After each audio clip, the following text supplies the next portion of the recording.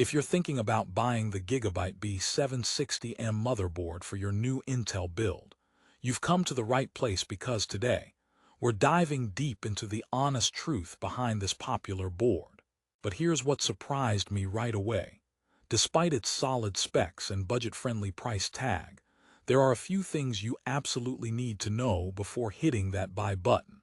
Yes, it supports the latest 14th Gen Intel processors, boasts dual M.2 slots, and comes with USB 3.2 Gen 2 Type-C. But does that mean it's the best choice? Actually, no. Stick around because I'll reveal hidden problems and quirks that could cost you time, money, and frustration. And trust me, this won't be your typical glowing review. Ready to uncover the real deal with the GIGABYTE B760M? Let's get started.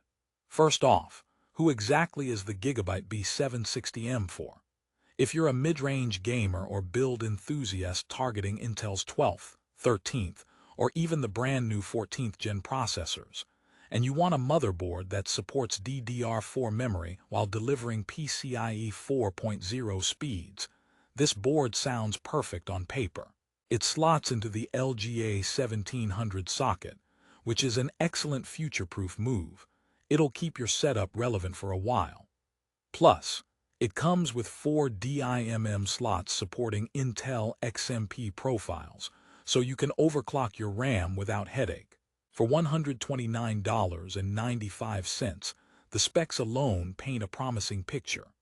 But if you're after flawless build experience and rock-solid performance under heavy loads, there are some red flags we have to discuss. Let me start with the biggest issue that users have experienced: power delivery and thermal management. The B760M features a hybrid digital 6+2+1 power phase design with premium chokes and capacitors, which sounds impressive on paper, right? However, in real-world testing, this translates into marginally less stable voltage regulation when running high TDP CPUs, especially 13th and 14th Gen Intel Core i7 and i9 processors. That means if you push your system for gaming marathons or content creation, you might see throttling or system instability. I know what you're thinking.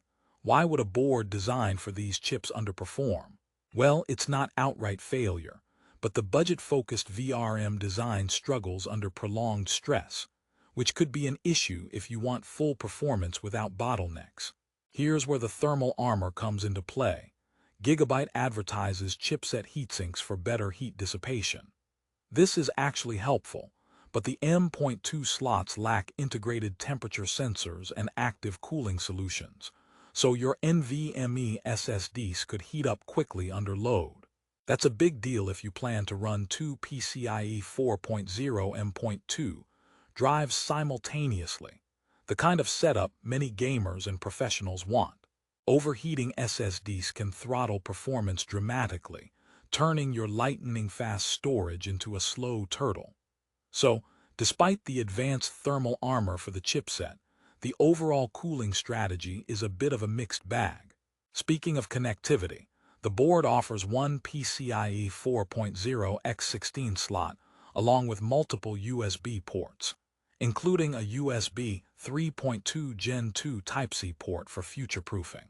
This is great news for users who want to plug in fast external drives or peripherals. But here's a twist.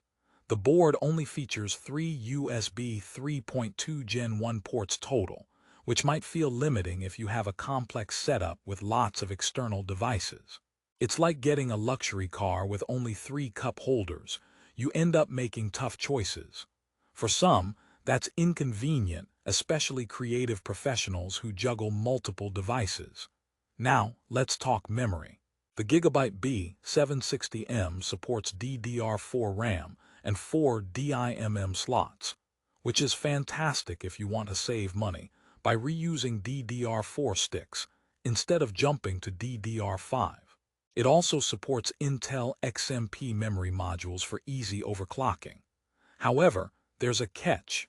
This board does not support DDR5 memory at all, so if you want to harness the bleeding-edge speed of DDR5, you'll need a different motherboard. This is critical to know. especially because many motherboards in this price range have started including DDR5 support due to the rise in popularity. So, if you're buying this thinking it's future-ready RAM-wise, it's not the case. You might be wondering how this board performs in real day-to-day use, and I dug into some reviews and benchmarks.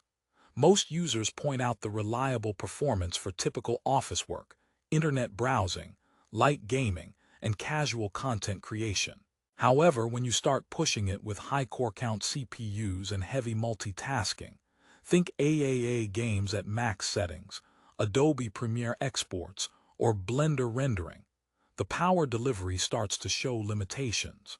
Users have reported stability issues, occasional crashes, or BIOS hangups, which aren't ideal if you expect smooth sailing. Additionally, Gigabyte's BIOS interface on this model sometimes gets criticized for being less intuitive compared to competitors like ASUS or MSI. Alright, so the verdict so far might sound a bit too harsh. After all, this motherboard has a solid 4.4-star rating on Amazon and packs decent features for the price. But let me pause here and ask you, how many times have you bought a budget product that looked fantastic, only to spend hours troubleshooting or upgrading sooner than expected? That's exactly why you need to weigh the pros and cons carefully before committing your cash. Now, before the light turns to red, let me share some positives that Gigabyte absolutely nailed with this board.